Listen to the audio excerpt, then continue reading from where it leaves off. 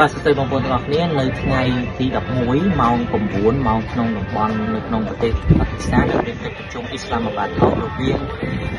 ត្រីសបាទគឺសហរដ្ឋអាមេរិកជាមួយនឹងតោកចាស់ទៅដល់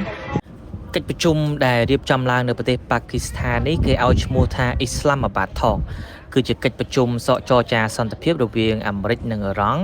ដែលជាការបន្តពីបទឈប់បាញ់រយៈពេល2សប្តាហ៍ដែលប៉ាគីស្ថានបានសម្របសម្រួលកាលពីមុនបាទពលគឺប៉ាគីស្ថានគឺជាមេនដើរបាទក្នុងការចរចាកិច្ចប្រជុំនេះហើយគោលបំណងសំខាន់នោះគឺពង្រីកបទឈប់បាញ់ឲ្យคล้ายទៅជាសន្តិភាពយូរអង្វែង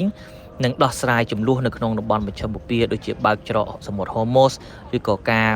ឈប់វាយប្រហារទៅកាន់ប្រទេសលីបង់ដោយមានក្រុមហេបូឡាស់ជាដើមចឹងដែរគូបញ្ជាក់ផងដែរថាភាគីអាមេរិកគឺដឹកនាំដោយលោកឧបនាយករដ្ឋមន្ត្រី JD Vance ជាមួយនឹងកូនប្រសាររបស់លោក Trump បាទគឺ Jared Kushner និង Steve Witkoff បាទហើយភាគីខាងអ៊ីរ៉ង់វិញដឹកនាំដោយលោក Mohammad Bagher Ghalibaf បាទប្រធានសភានិងរដ្ឋមន្ត្រីការបរទេស Abbas Araghchi គណៈប្រតិភូអ៊ីរ៉ង់បានទៅដល់ទីក្រុងអ៊ីស្លាមាបាតហើយកាលពីថ្ងៃសុក្រហើយលោក JD Vance ភាគីអាមេរិកនឹងទៅដល់ក្នុងពេលឆាប់ៗខាងមុខនេះ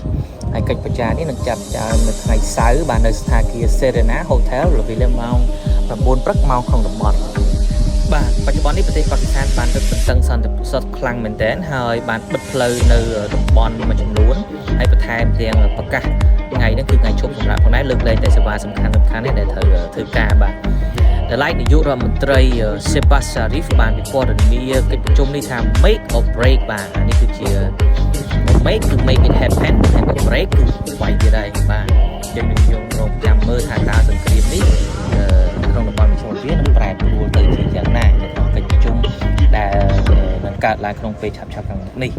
បាទលោក JD Vance ខាងសហរដ្ឋអាមេរិកក៏បាននិយាយថារដ្ឋាភិបាលត្រាំបាទត្រៀមចរចាដោយស្មោះត្រង់ប៉ុន្តែក៏ពុំមានដែរកុំឲ្យអារម្មណ៍លេងជាមួយអាមេរិកបាទតែលេងអានឹងគឺផ្សេងទៀតដែរតែបើថាចរចា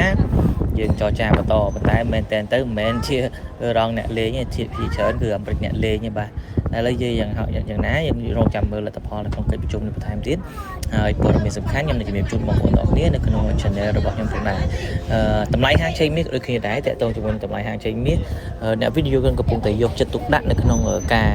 កិច្ចប្រជុំនេះហើយវាជាគេហៅថាព័ត៌មានដែលសំខាន់មួយដែលធ្វើឲ្យតម្លៃហាងឆេងមាសមានការប្រែប្រួលនៅថ្ងៃច័ន្ទផងដែរ